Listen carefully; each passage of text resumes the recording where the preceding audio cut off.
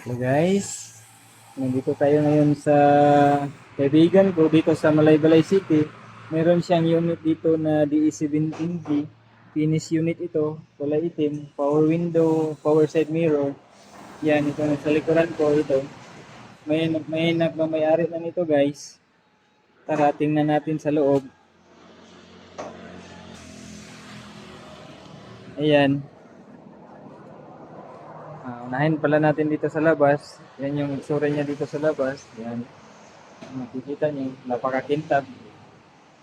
Bagong finish lang ito niya guys. Tapos may ano pa yan. May roof rack pa yan.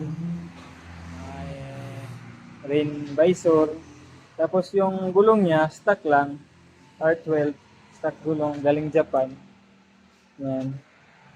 Yung napakakintab pa ng headlight yan guys.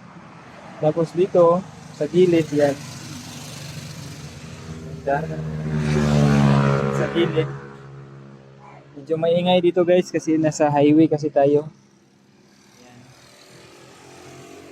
Ayan guys, pinuksan natin yung likod. Buksan natin. Yan. Ito yung itsura niya sa likod. Yan, napakaganda nito guys. 250k lang ito guys. Basic finish natin guys. Yan. Dito, buksan natin dito. Yan. Kita nyo. Napakaganda na guys na may ano pa. May head compartment pa. Yan. Ano dito yan. Ayan. Straight seat lang ito sa likod. Tapos dito sa loob yan. Ito siya, yung dashboard niya. Yan. Napakaganda ng dashboard niya. Kulay black. Yan. Naka-mumo steering wheel na pala ito guys. Yan. Tapos ito yung ano niya sa power side mirror. Tapos sa power window, yung power window niya sa harap lang. Tapos yan. Yan yung upuan niya, yung sa driver side. Tapos ito sa passenger. Yan. Tapos tingnan naman natin yung makina niya guys. Dito. Yan. Pull natin to. Tapos yan. Ito yung makina niya guys.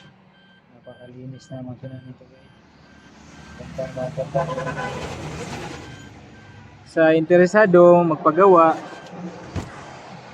250k lang ito guys. Tapos pili kayo ng kulay. Tsaka abutin tayo ng 45 days sa paggawa ng unit ninyo.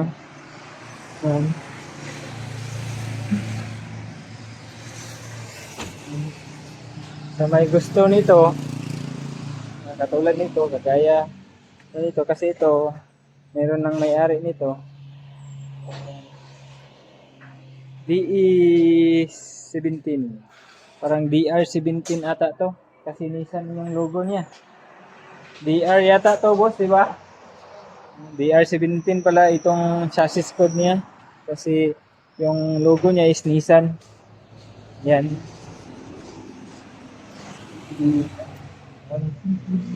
Yan guys, maraming salamat. Yung may gusto, pagpagawa, PM lang kayo. O tawag sa cellphone number ko. Yan. Magandang unit.